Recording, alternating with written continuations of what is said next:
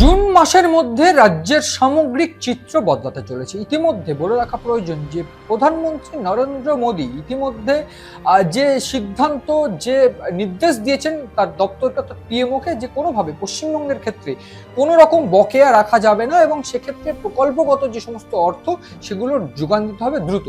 যে ক্ষেত্রে আমরা দেখেছি যে ভরপুর বেনিয়ম, ভরপুর দুর্নীতির অভিযোগে একাধিক প্রকল্পের টাকা পশ্চিমবঙ্গের জন্য বন্ধ ছিল এবং তৃণমূল আমলে তৃণমূলের কাছে বারবার করে জিজ্ঞেস করা হয়, তা নিয়ে তদন্ত হয়, একাধিক দুর্নীতির অভিযোগ উঠে আসে, ফাঁস হয় বিভিন্ন রকম তথ্য। সেক্ষেত্রে মিড ডে মিল থেকে শুরু করে বাংলা আবাস যোজনা বা প্রধানমন্ত্রী আবাস যোজনা বা প্রধানমন্ত্রী আবাস যোজনা থেকে শুরু করে রেশনের চাল, প্রত্যেকটাতে দুর্নীতির চিত্র দেখা গিয়েছে। এইবার সেই সমস্ত দুর্নীতির চিত্র ছাপিয়ে গিয়ে রাজ্যে বিজেপি সরকার ক্ষমতায় এসেছে এবং সেই ক্ষমতায় আসতেই কিন্তু রাজ্যের জন্য ভান্ডার সম্পূর্ণ খুলে গিয়েছে। এবং যেটা মনে করা হচ্ছে বা বলে রাখা প্রয়োজন, ইতিমধ্যে যে তথ্য কেন্দ্রীয় স্বরাষ্ট্র দপ্তর মারফত বা কেন্দ্রীয় প্রধানমন্ত্রী দপ্তর সূত্রে এসে পৌঁছচ্ছে যে বিপর্যয় মোকাবিলা তহবিল, পরিকাঠামোগত উন্নয়ন, আবাস ও গ্রামীণ সড়ক ও স্বাস্থ্য ও কৃষিক্ষেত্রে যে অর্থ আটকে রয়েছে সেগুলো দ্রুত ক্লিয়ার করতে হচ্ছে এবং সেগুলো দ্রুত ক্লিয়ারেন্সের নির্দেশ কিন্তু ইতিমধ্যেই দিয়ে দিয়েছেন খোদ প্রধানমন্ত্রী মোদী। এবং এই জায়গায় দাঁড়িয়ে কিভাবে সেই অর্থকে বরাদ্দ করে সেগুলোকে একেবারে পারফেক্ট স্ট্রাকচারে আনা যায় সেইটাও কিন্তু খতিয়ে দেখবেন মুখ্যমন্ত্রী শুভেন্দু অধিকারী। এই জায়গায় বলে রাখবো আরও যে বিপর্যয় মোকাবিলা তহবিল, পরিকাঠামোগত উন্নয়ন, আবাস, গ্রামীণ সড়ক যোজনা, স্বাস্থ্য ও কৃষিক্ষেত্র বাংলার যে অর্থ জমে রয়েছে সেইগুলো যদি পেয়ে যায় সেক্ষেত্রে দাঁড়িয়ে পশ্চিমবঙ্গ সরকার কিন্তু একটা অন্যরকম ভাবনা ভাবতে পারে। তার কারণ আমরা দেখেছি যে আগামী জুন মাস 22শে জুন কিন্তু বলে রাখতে হবে যে 22শে জুন কিন্তু একটা একেবারে যে বাজেট, সেই বাজেট কিন্তু পেশ করবেন